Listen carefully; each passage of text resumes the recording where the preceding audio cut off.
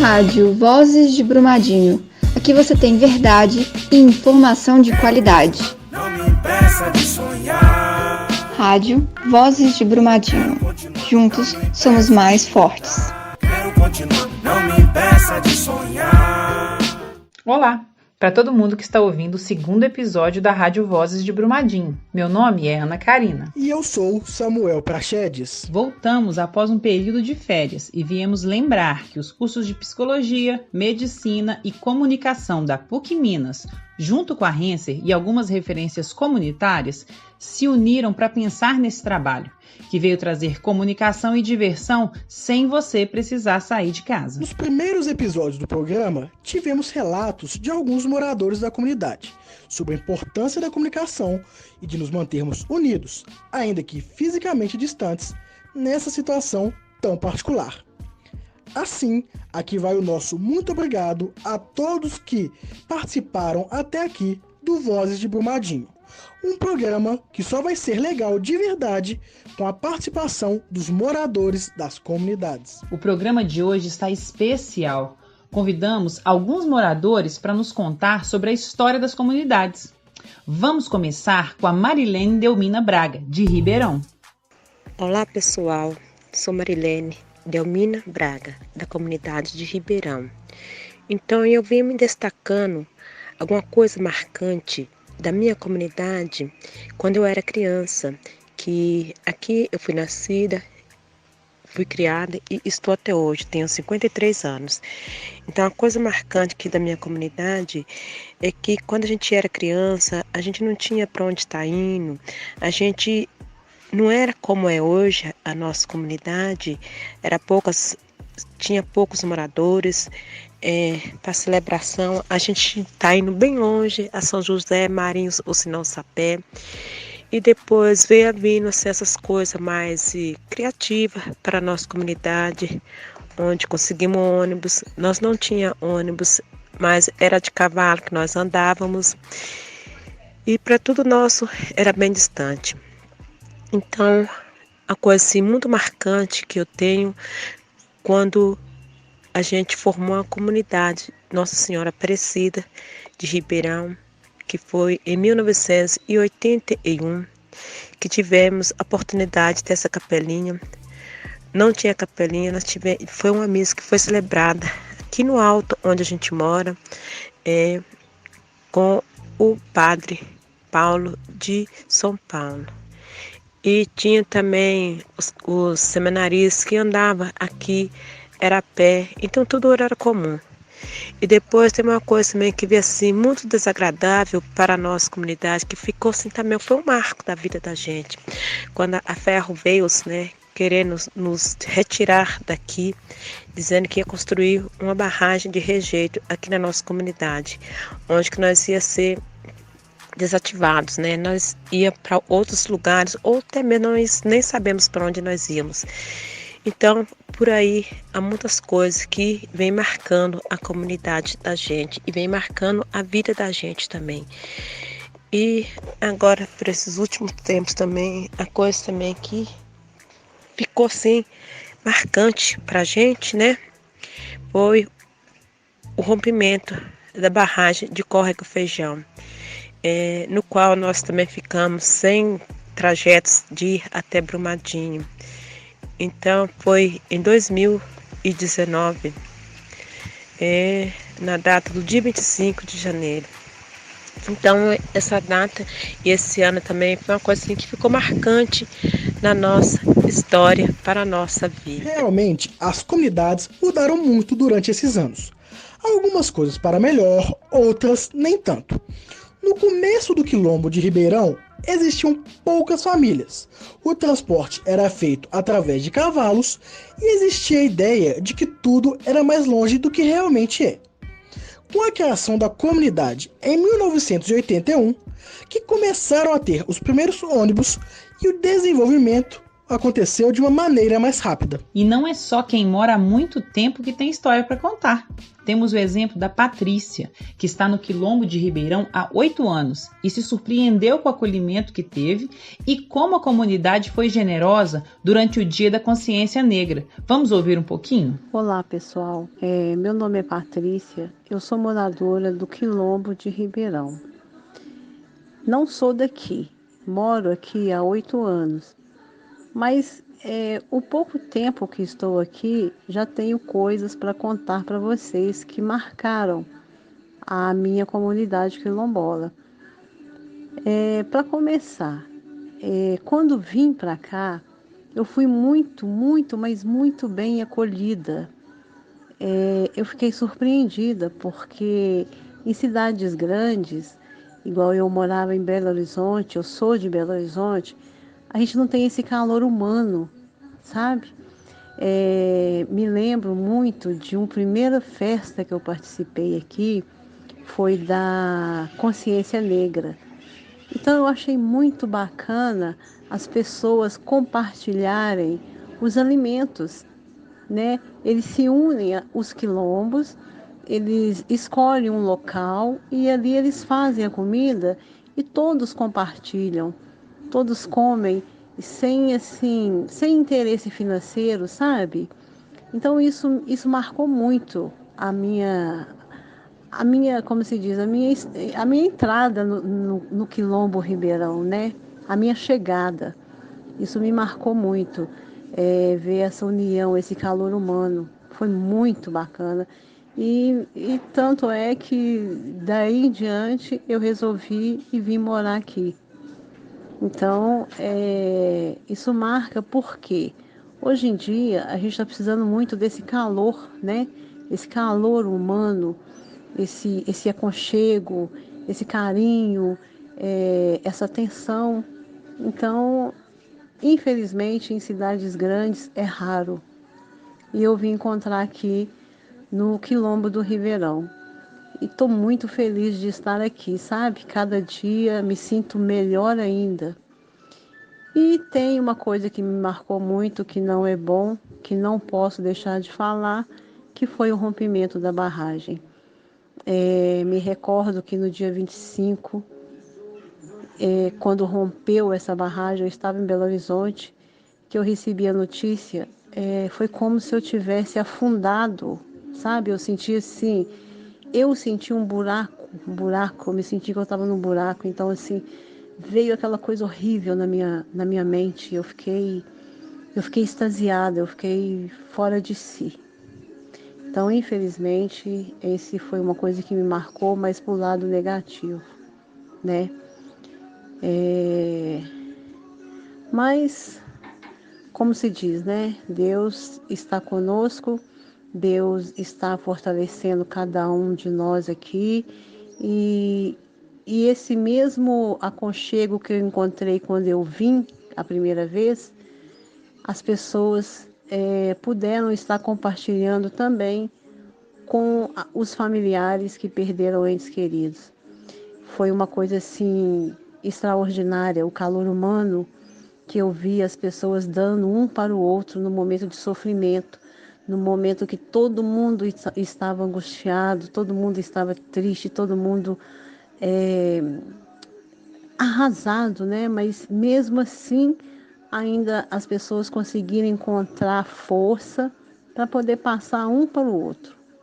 Então isso é que é importante. É isso que eu vejo no Quilombo do Ribeirão, sabe?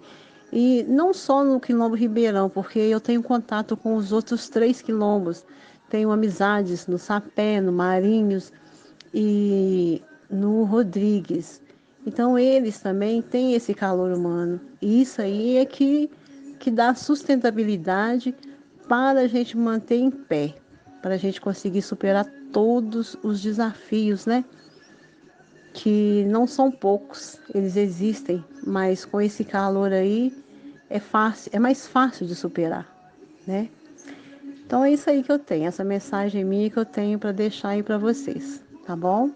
Um abraço. Infelizmente, o rompimento da barragem ainda é algo constante na vida dos moradores. Algo que marcou uma nova vida para o pessoal das comunidades. É triste, mas vamos ter esperança de que coisas podem acontecer.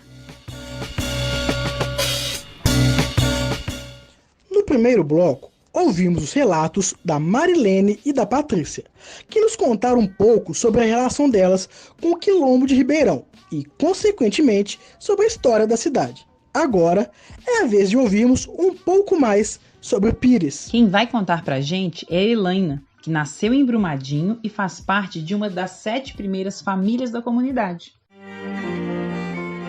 Olá, meu nome é Elânia, sou brumadinense e nasci num lugar denominado Pires. Na época, lá morava em torno de umas 7, 8 famílias no máximo. E eu lembro que eu era bem pequenininha, então eu tenho assim lembranças de alguns fatos só, que quando duplicou a linha férrea, aí desapropriou algumas famílias, umas 2 ou 3 famílias que moravam mais próximo, né, da linha, e aí restou umas 5 famílias só, mais ou menos umas 5 famílias. Então as casas eram muito distantes, lá era roça mesmo, mato, mato, mato e mato. Então a gente não tinha energia elétrica, era tudo muito difícil. Aí quando eu tinha 8 anos, 7 anos, na verdade, eu vim estudar, fui aqui na escola Paulo Neto Alquimim, que era a mais próxima da minha casa, que ficava a 4,5 km. E, por ironia do destino, hoje é onde eu sou a diretora. Aí eu vinha, era pequena, eu estudava à tarde, eu vinha com a companhia para a escola, e quando um dia a minha companhia foi embora mais cedo e me largou para trás. Aí eu fui embora na estrada deserta, que o movimento era muito menor naquela época, né? Fui embora numa estrada deserta, sozinha, chorando da escola até chegar em casa. Quando eu cheguei em casa, minha mãe estava desesperada e deu um intimato para o meu pai. Ou a gente muda para Brumadinho ou eu tiro todos os filhos da escola. Nós somos 7 irmãos, né? Então iria ficar 7 alunos, 7 crianças fora da escola. Aí meu pai no outro dia veio para Brumadinho e a gente mudou. E aí, porque naquela época era muito complicado, porque não existia transporte. Não existia transporte escolar, não existia transporte público, não existia nada. Então lá era roça, roça, roça. E hoje é bem diferente, né? Aí com o passar do tempo, lá foi meu avô, pouco antes de falecer, algum tempo antes dele falecer, ele, na pontinha do terreno dele, ele vendeu alguns pedaços de terra, é onde que começou a surgir aquela comunidade lá. Aí que foi aumentando o número de gente na comunidade, que é o que ela é hoje. Outros tempos, né? Ainda existia apenas a linha férrea, nenhum transporte e quase nenhuma casa. Inimaginável nos tempos atuais. Bacana saber como e quando essas mudanças aconteceram. Sim, muito legal. Acho que poderíamos criar mais esse hábito de conhecer nossa história. O que acha? Mas isso é muito simples e pode gerar uma bela roda de conversa e pode nos distrair durante muito tempo durante essa pandemia. Faça o seguinte: chame seus pais, avós ou a pessoa que mora com você e está há mais tempo na comunidade. Pergunte a ela o que mudou. Sabe aquele seu lugar preferido? Pergunte para ela como que era esse lugar há 10, 20, 30 anos atrás. Tenho certeza que você vai se surpreender de como as coisas mudaram. Já ouvimos um pouco das histórias de Ribeirão e Pires. Para começar esse bloco, é a vez do Marcão nos contar sobre o começo do acampamento Pátria Livre. O acampamento Pátria Livre teve início, em uma jornada de lutas em 2017, chamada Na Terra dos Corruptos, Corruptos Devolvam Nossas Terras. Esse acampamento está nas terras de uma antiga mineradora, a MMX, ligada ao Eike Batista, que então remete a estar na Terra dos Corruptos. O MST é um movimento social e de lutas, A primeira luta nossa foi na ocupação. Esse acampamento que foi ocupado no dia 26 de julho, né, de 2017. Os trabalhadores e trabalhadoras se organizam, né, para construir suas moradias, demarcarem seus lotes de plantio. Podemos ver que o projeto é recente, mas nesse pouco tempo já vemos uma grande evolução. Muitas famílias fazendo parte e uma grande participação das mulheres, né? E para sabermos um pouco mais sobre isso, temos mais um relato de 2 pessoas. Vamos ouvir? Se a gente for olhar nesses 2 anos, o que a gente encontrou aqui quando chegou e hoje o que temos, né? Resumindo aí, nós construímos uma comunidade na qual 800 famílias vivem do que produzem. Tudo que a gente construiu, escola, posto de saúde, tudo a gente construiu mobilizando o povo, a comunidade construiu. A participação das mulheres ela é massiva em todos os setores aqui desse acampamento. Estão nos mutirões de limpeza, estão presentes nas lutas. Temos o coletivo de mulheres que começou a implantar a horta coletiva. As mulheres do acampamento deixaram de fazer só o papel de mãe, né? Elas se reconheceram como mulheres de luta. Uai, tá faltando algo nesse programa, não tá não, Ana Karina? Tá sim, Praxedes. Ouvimos histórias de todas as comunidades, mas estava faltando Ponte das Almorreimas. Mas agora, problema resolvido. Nós, da Rádio Vozes de Brumadinho, tivemos o prazer de conversar com a dona Eliane Bernini de Oliveira, que é casada com o senhor Nery, morou 20 anos em Almorreimas, lugar que sente muita saudade. Ela era uma roça tranquila, só tem os tal de fazendeiro, né, fazenda. Tem o Salão São Vicente, que tinha missa uma vez por mês. Era o encontro de todo mundo, sabe? Tinha, vamos pôr, mês de julho, tinha o povo que estava lá, os mais antigos faziam fogueira. Mês de julho, fogueira Santo Antônio, São João, São Pedro. Era onde que juntava o povo, nos terços. Rezava, mas da saudade, que com esses velhinhos, tudo já quase morreu, tudo a gente fica com saudade, sempre fica lembrando, sabe? Dona Eliane é a prova de quem conhece e vive nessas terras não esquece jamais. Em Almorreimas, ela teve 6 dos seus 7 filhos, cuidou de uma parte dos seus netos e mesmo hoje em dia, morando em outra cidade, um lugar do coração dela sempre terá um pedacinho de Almorreimas. Bom, caso você tenha ouvido, gostado e queira participar no próximo programa com a gente, pensando em melhorias para a semana que vem, pega a caneta, celular, qualquer coisa para anotar o nosso contato. Mas se você não ouviu e quer saber do que estamos falando, procura a gente, que nós te enviamos o áudio pelo WhatsApp, para você poder se manter informado. O número é 31 99574 5106. Repetindo, 31 99574 5106. Vale lembrar que algumas lideranças têm o nosso contato. Caso não tenham conseguido anotar o número agora, é só procurar por elas. Galera, ficamos por aqui e agradecemos a companhia nesses minutos.